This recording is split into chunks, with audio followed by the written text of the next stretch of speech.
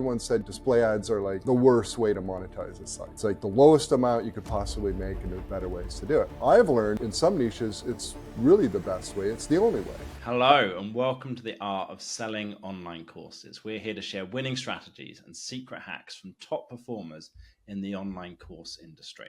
My name is John Ainsworth, and today's guest is John Dykstra. John is an experienced niche site creator. He's been publishing since 2012.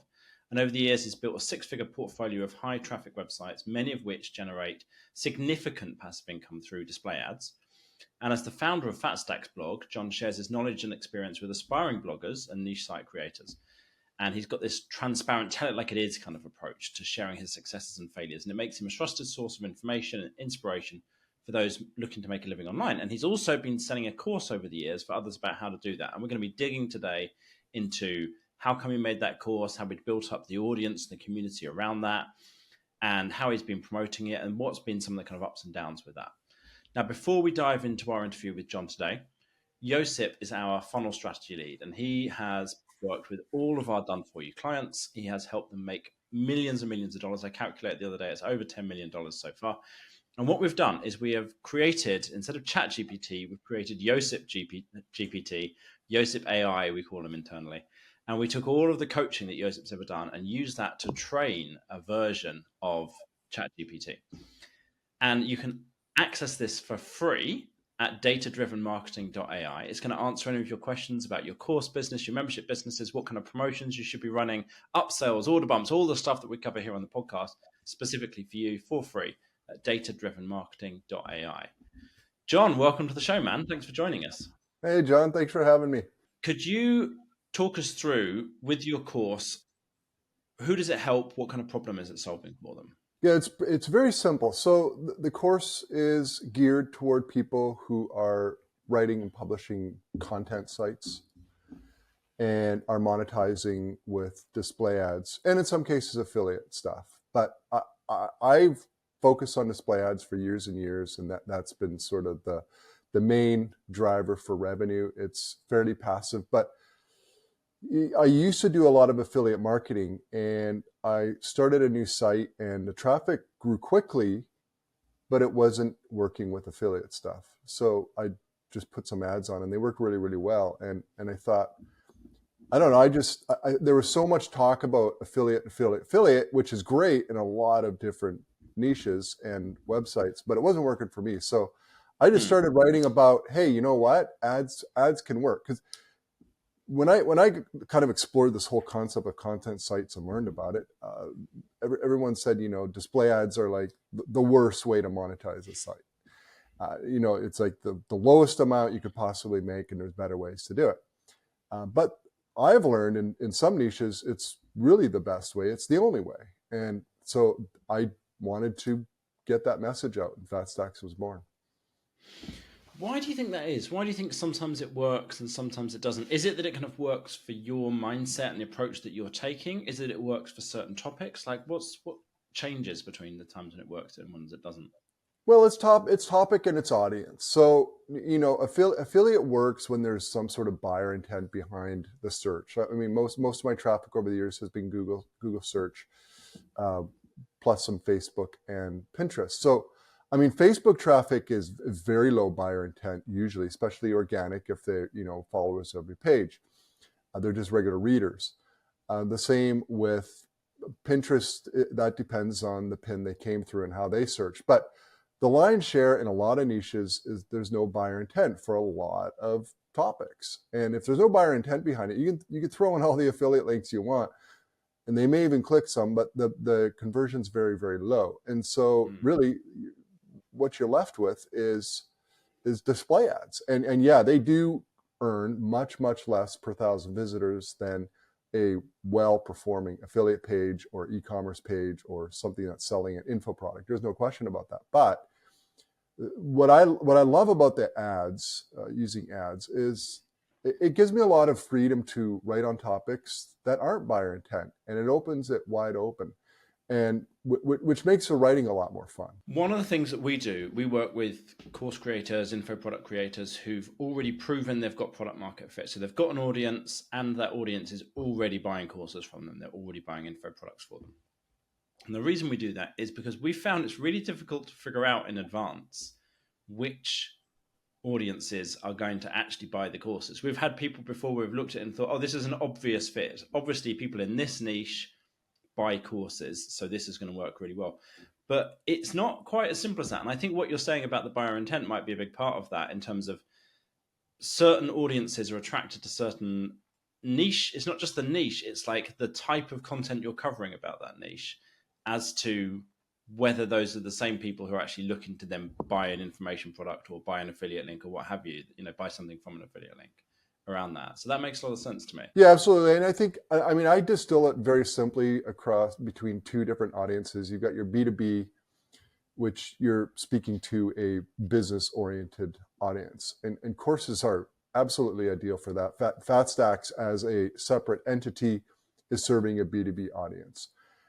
B2C, yeah, there's a lot of opportunities for courses there. Generally, they're going to be priced a lot lower. And in some B2C niches, it can be very hard to come up with a course concept. It's a lot more obvious in the whole business realm, in my experience. But coming up with something that's going to work really well in a lot of, like take the automotive niche. Let's say you have a site about minivans, and you provide reviews and write in info articles all about minivans. What's the course angle there? I'm not saying there isn't one, but I think it's a lot harder than, say, if you are serving an audience of restaurant owners. The Fat Stacks blog is then the place where you've built up an audience who then has been buying your course. You mentioned to me before that building up the community was the thing that really led to that working. So could you talk us through the kind of the timeline there? How long have you been building the community for, and how's that kind of worked? Yeah, it started with a very simple PDF and email, and there's been a few things I've done that worked that were really smart, and one is to really put out a better email newsletter, rather than 3 sentences and a link to the blog. Put the entire message in the email, and that worked. The open engagement rates went up a lot. And then eventually, with the materials I was selling, I did it just as a way to provide support for customers. Is I set up a forum, a private forum, and you get access to it. And that has continued for years. It must be 5-6 years old now. And it just keeps growing, and the engagement's very, very strong there. A lot of daily activity. I think being private, because I really didn't know whether I should make it open and free to anyone or make it private. And I think private was really smart. It's kept spam down to almost nothing, which is really great. I don't want to spend my days, moderating and kicking people out. That's no fun. And I haven't had to do that. So, but the community there is a lot of people. There's people just getting started. There's people who have huge, huge content businesses, and everyone in between. And it's worked out really, really well. And I should say, the other reason I started it was I was part of a forum very similar to what I set up before that, and he shut it down. And I actually really enjoyed the forum, and I was getting to know people, and I think we all really liked it. And we were all paying just for the forum. We didn't buy a course or anything. We just paid for the forum. We're happy to be there. And he just came out one day and said, I'm shutting it down. And I thought, well, okay, I want to fire this up again. So I just started it. Nice. So how many people you got in there now? 4,000. Haven't checked super recently, but around 4,000. Okay. I mean, a lot of people aren't active, but yeah, you know how forums are. A lot of people read and don't post, and that's cool too, right? I mean, I get it. Yeah. I've heard someone tell me it was the 99-1 rule. It was about 90% of people will almost never post. 9% will do it like from time to time, and then there's like 1% who are just like, the absolute dedicated, posting all the time kind of thing. I'm in a group where I'm one of them. I saw that the model that you've got for selling your course, you've got like it's only open to buy a few times a year. Is that the way that you've always done that? No, I've experimented with a number of ways. It used to just always be open, and Sales were okay. I mean, I would do a promotion where I'd drop the price for a week. Long story short, there has to be some element of scarcity involved in trying to have these bigger sale periods. And so for a long time, I just ran discounts, but they never sat well with me because the people who paid full price, it struck me as just not really a fair thing, right? Had they wait, I Mm. mean, I know they got it right when they wanted it, and that was the additional value to them. But and then all of a sudden, like a month later, I run a $100 or $200 discount. It just never sat well with me. So I switched to open close, and so it's never discounted, and it's just open for a week every few months, and that's what I do, and that seems to have worked really, really well. How did you find? Did you find that actually converted better, or was it just kind of similar, but you felt happier with it? Well, I like the fact that everybody's paying the same price, so some people aren't getting discounts and other people are paying full price. Because I've been the full price payer, and then I find out a month later, oh, had I waited, now I could have saved $200. I feel like, it's just not a great feeling. So I like that aspect of it. As a seller, and for conversion purposes, the scarcity works so much better than just keeping it open all the time. When it's open all the time, I think it's in everyone's mind. It's like, oh, I can get it next week. I can get it next week. I can get it next month. Well, no, now you can't. And so when it Mm. is open, and I do a fairly aggressive week-long set of email pushes for it, uh, it works. The conversions are great, and the aggregate revenue over the course of a year is much better. And how often do you run those promotions? How often do you open the cart? It's worked out about every 2 months. So it's not like they've got to wait 6 months for it, but they also know that like when it is open, that's their only chance for a while. Okay. Yeah, Cool. yeah. What can you share with people? I don't want to ask you for anything you're uncomfortable with, but like in terms of like number of students or revenue or anything that you're comfortable to kind of share to give people an idea of the size of it. Well, it's hard to say. I mean, the whole thing has evolved from a small PDF into several independent or individual mini courses that I called them. And then as what would happen, so those sold pretty well on an evergreen basis because they were priced at like $47 or 97 Hmm. bucks. So it wasn't one of those things that people really had to like think about. It's like, oh, I want to buy it. It's pretty cheap, right? But then as it would happen, everyone's like, well, you're selling 5 of these mini courses now. Can I get a bundle? Right? Hmm. So then I bundled them and increased the price. And that sold really well. But things get messy with these things. So this has been the hardest part of being a course seller like this is, okay, I bundled them. Then you get the people emailing me and saying, well, I bought them all individually and I paid way more than the bundle.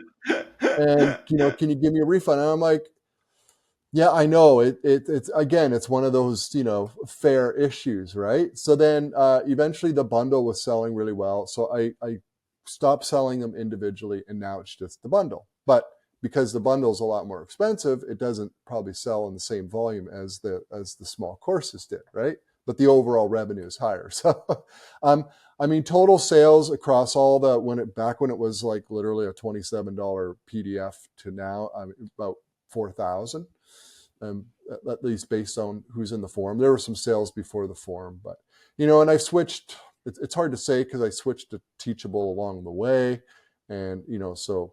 And then I also have a free course in Teachable that people can grab, as sort of a email lead gen concept, and they're kind of counted in the numbers as well. So it's hard to say precisely because it's just been a kind of this evolution over a number of years. What have you found in terms of actually building out the courses and the different elements themselves? Like, what's some of the stuff that you've learned along the way with that? I like doing courses. I think I have a pretty good knack at it, like in terms of sequentially stepping people through how to do something.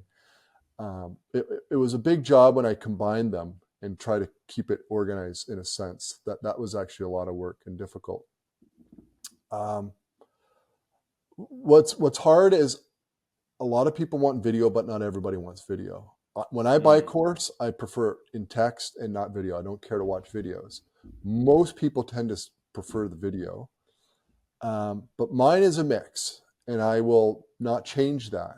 Uh, I use video in the course where I think video best serves the concept. If I'm showing how to do something that may require screen sharing type videos, I don't just do the talking head video where I'm explaining the concept. If that's the lesson, it'll be in text instead.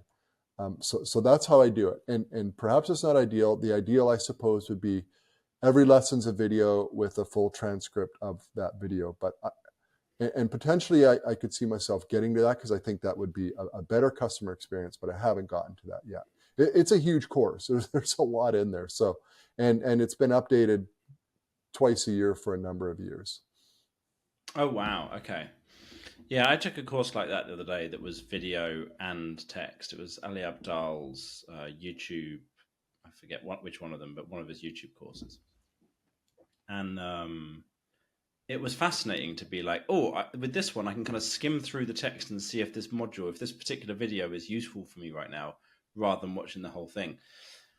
But I don't think that many people are willing to do that, to put in both of those. I think most of our clients, it's just video the whole way through. Yeah, I try to create the course that I would like, and Mm. so that's how I go about it. It's a lot quicker to Yes. do the video usually than, Yeah. than to write it all out. But like I said, if I'm showing how to set something up technical Hmm. or use a piece of software or something, I mean, it's definitely I'm going to use video because I mean, typing that out, that's deadly. When you're doing those email promotions that we talked about, what's the kind of structure to that? How many emails are there over the course of that week? What are you covering in any of those emails? What kind of are you offering a discount? I'm guessing not, because there's no other time to buy it, so there'd be no point to a discount. That's right. No discount, but a deadline.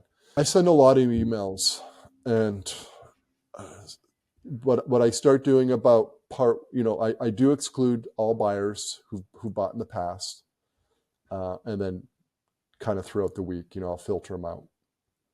Uh, unless I do try to tie most of the emails in with something useful. They're not Hmm. just, every day course deadline, end of week, buy. I usually tie it in with a fair amount of information in the style that my newsletters typically go out. I'm a odd email newsletter publisher, at least in this realm, because I'm not consistent.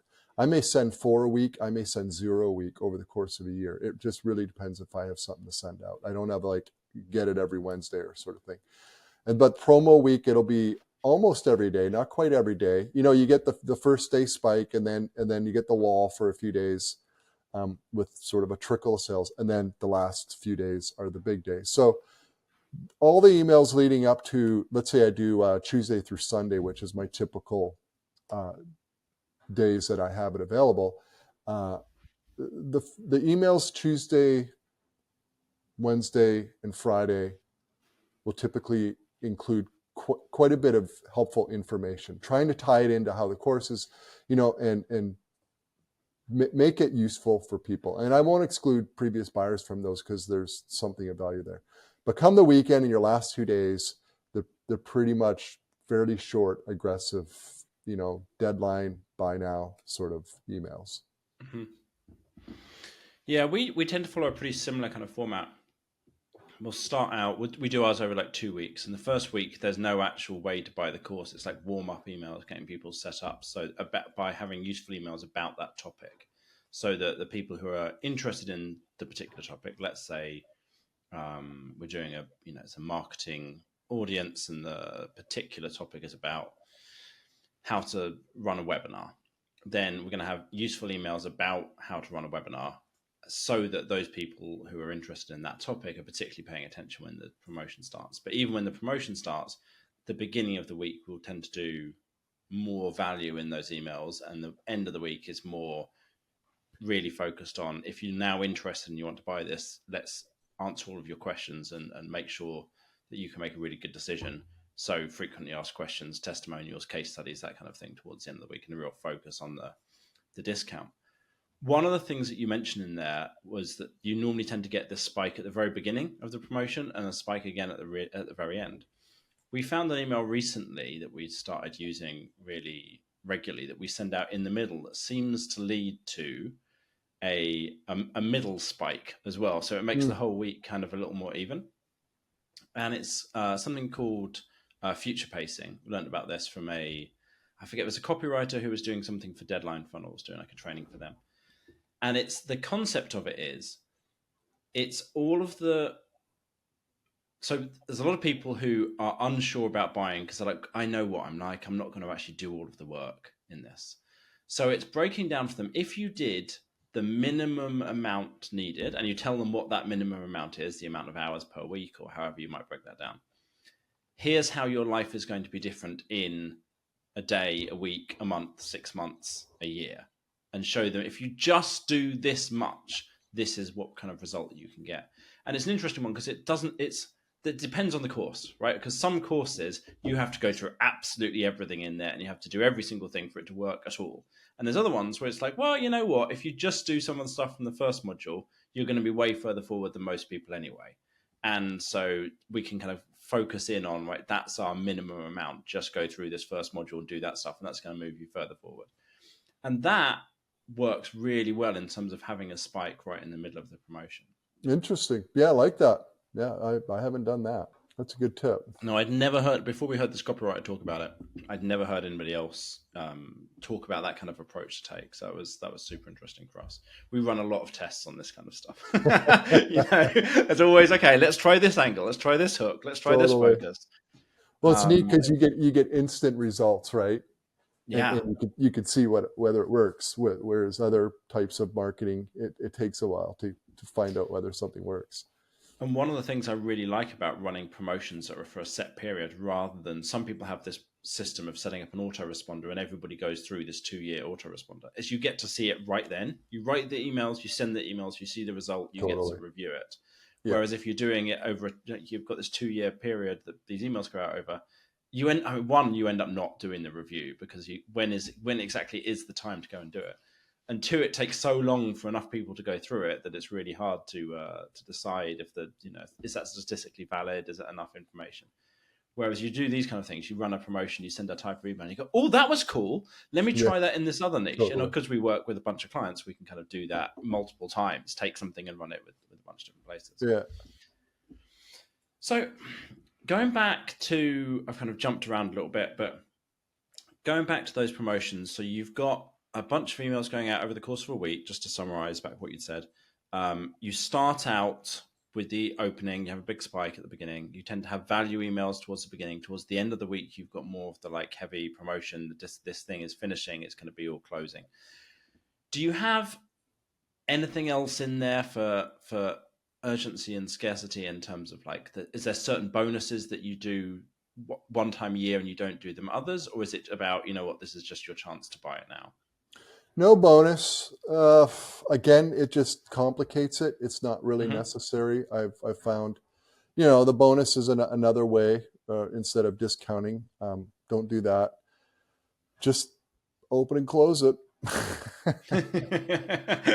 I try to keep it really simple, and I'm sure there are a lot of little things I could do to help sales. But at the end of the day, the best thing I ever do is just foster the community and write good emails all year long. And at least I think they're okay. People stick around, try to listen to people and what they want to do, and be transparent and just be myself. I'm not a super big YouTube personality. I've done some YouTube videos and they're not great, but they're okay. I think it helps people just like get to know me or see what I'm like. I'm a real person. I think that's probably the most value out of having a few YouTube videos out there. And it kind of just ties it all together. And I think that overall has helped. And I will say one more thing that's helped a lot. And this is good for people just getting started in selling courses, is for a long time, I wrote the copy and did the design of the sales pages. And it was atrocious. I'm not a designer and I'm not a copywriter, but I did it. I don't know, I got a course. Here's my sale with the teachable landing page. It was not really the best landing page design thing.